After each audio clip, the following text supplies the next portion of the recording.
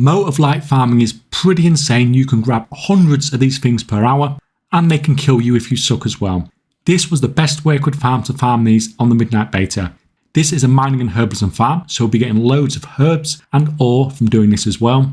In this video we're covering the mechanics to farm Motes of Light, the profession setup we need, and I'll give you the route I ran to do this as well later on. This is going to use a lot of knowledge points. You need to be grabbing every single secret knowledge point to min-max what you can do here so you get the most gold per hour. I have herbalism and mining guides to show you all the secret knowledge you can grab. Mining setup, you need 40 points in Metilious mining so that you can mine whilst mounted. For herbalism flight form so you can herb whilst mounted without using any extra knowledge points to unlock this. The rest of the knowledge setup for farming Motes of Light is simple. 40 points in Overload and 40 points in Lightfuse on both professions. That's all the moat related knowledge points we need. After you have that knowledge set up, then you can follow the normal mining and herbalism build that's set up in my other videos and written guides. If you gather a Lightfuse node, then it's going to create a load of swirlers. Each of these swirlers that you soak is going to give you Motes of Light, but it will also damage you. If you overload a node, then it's going to make even more swirlers. So this is going to make it so that you can gather even more Motes of Light per hour. The issue here is that the overload is on a 12-hour cooldown, but don't worry, we have a plan here. The knowledge points we allocated gave us a lot of cooldown reduction whenever we gather a node. With our knowledge spec fully maxed out, it works out at over 30 minutes of cooldown reduction per node that we gather.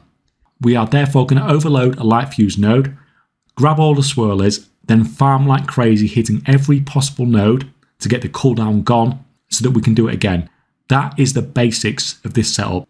Because of this, I personally like to use Deafness. Deafness tool with Deafness enchant. It just kind of speeds everything up. But you can also get pretty good deafness just from using consumables, etc. Darkmoon Firewater, all that sort of stuff that I talk about in the other guides. So finesse is perfectly viable here, and it's probably better gold per hour from the extra ore and herbs to use that as well. Whatever you do, don't use perception. It absolutely sucks for this build. I've seen that advice around. Perception sucks here because it doesn't proc on motes.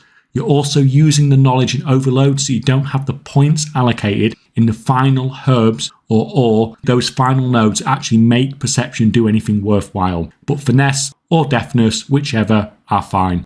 One thing that is a bit of an annoyance here is that the amount of damage you do take on this farm. An overloaded node can pretty much almost kill you outright, at least in gear at the start of the expansion anyway. If you are a class that has any kind of passive healing, then this is going to work great here. Running a healer spec is not a terrible idea either. You should not be fighting any mobs anyway. If you are a spec that has no healing at all, you might struggle on this farm. I found that if I was farming this well enough, I was just taking too much damage to naturally heal it.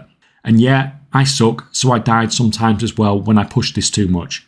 Be careful of mobs near nodes that you want to overload as well. You're already taking loads of damage from the moat swirlers.